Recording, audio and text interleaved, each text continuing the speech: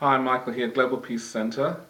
Also Verge, www.verge.com, which is a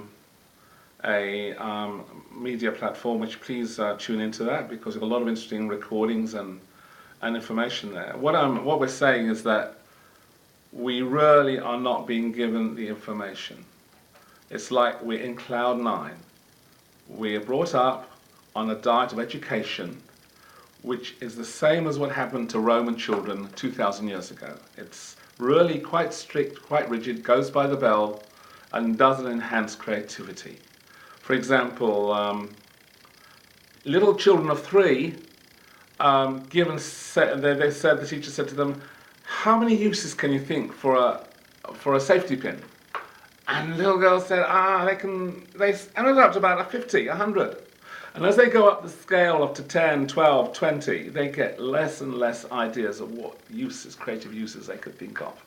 So it seems that with the logical brain, that is the left brain, getting more developed, the creative right brain becomes less and less enhanced.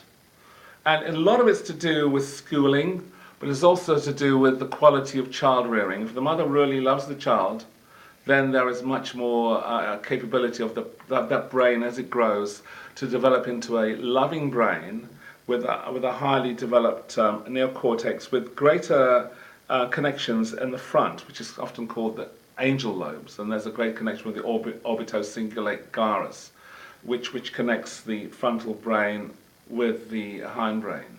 So it's like our brains, our whole body are so plastic to the environment and what goes on around us. We're constantly changing. Our bodies are changing. Our cells never remain the same. Everything is in ceaseless change. And in this ceaseless change, we are often butted upon, like corks in an ocean, by all kinds of ramifications of change that we're not even aware about. Because the media, which is owned by only about 7 news agencies around the world, has a really good job of keeping us dumbed down so we don't know the real information. All we're given is sensationalism and the creation of fear and angst and stress and terror. And you know what happened, the terror and after the collapse of the Twin Towers.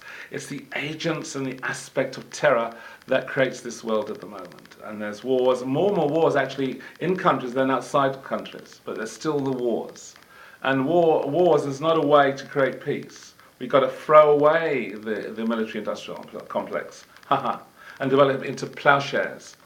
And the military-industrial complex is enormous, $1.2, $1.5 trillion a year. Similarly, it's a big trade. It enhances the GDP of countries. We need arms in order to create GDP, but GDP depends on taking out the resources of the planet. Everybody thinks we've got infinite resources. We haven't. We haven't got long. We have only got very finite resources. So it's the military-industrial complex. And then there's the pharmaceutical industry, which is also on the top 10 of the Fortune companies. And they produce enormous amounts of drugs, which are really good. Sometimes they're fantastic for acute illness, but they do not help the chronic illness, which is the big thing in our society and developing even in the developing world. Such as cancer and cardiovascular disease. But all these things are preventable through diet, through attitude, through state of mind, through decrease of stress.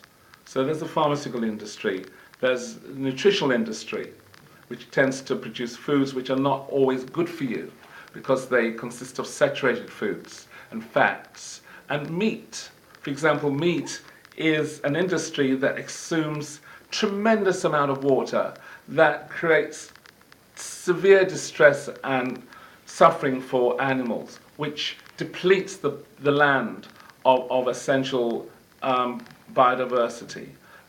Meat is not the answer. It's distressing the planet at an enormous rate. So there's the nutrition industry, the media, the pharmaceutical industry, the military-industrial complex.